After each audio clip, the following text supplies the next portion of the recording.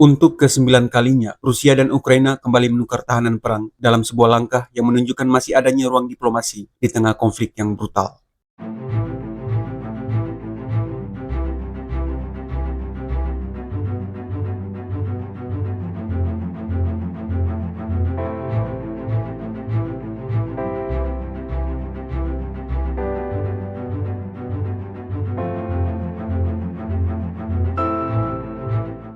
Rusia dan Ukraina akhirnya kembali duduk di meja perundingan pada 23 Juli 2025 di Istanbul, Turki. Pertemuan yang hanya berlangsung sekitar 40 menit ini cukup untuk menghasilkan kesepakatan besar, yakni pertukaran lebih dari 1.200 tawanan dari masing-masing pihak, mencakup tahanan militer dan sipil.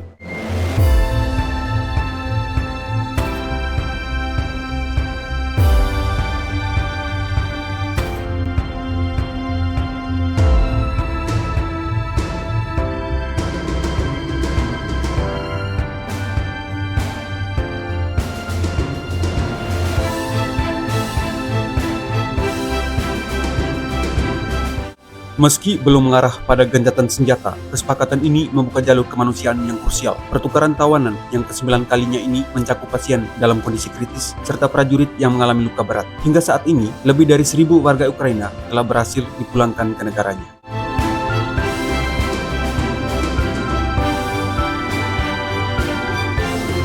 Delegasi Ukraina yang dipimpin oleh Menteri Pertahanan Rustem Umerov menyerukan agar pertemuan tingkat tinggi antara Presiden Zelensky dan Presiden Putin dapat digelar sebelum akhir Agustus. Mereka tampak optimis jalur kemanusiaan ini bisa terus berlanjut meskipun pihak Rusia belum memberikan persetujuan untuk pertemuan tersebut.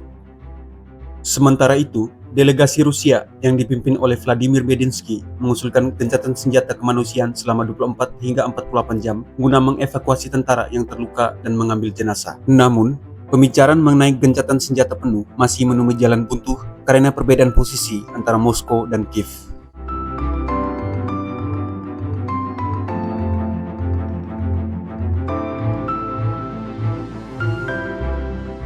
Pertukaran tawanan dan jenazah yang terus berlangsung memang menjadi kemajuan di jalur kemanusiaan. Namun, perundingan mengenai gencatan senjata dan isu-isu politik besar belum menunjukkan titik temu. Sejumlah pengamat menilai dialog ini masih bersifat simbolis, meski setidaknya mampu membangun kembali dasar kepercayaan antara kedua pihak.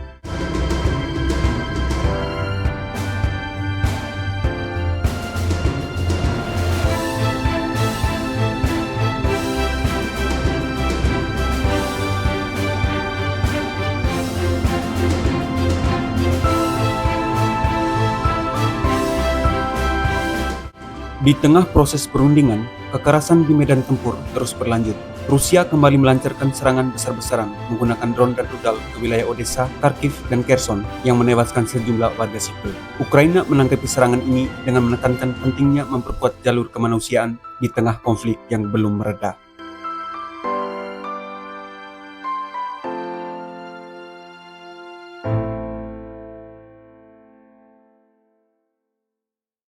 Meski perundingan di Istanbul belum menghasilkan gencatan senjata, keberhasilannya dalam membuka jalur kemanusiaan menjadi sangat penting. Pertukaran tahanan telah menyelamatkan ribuan nyawa dan bisa menjadi landasan awal menuju proses dialog damai yang lebih konkret.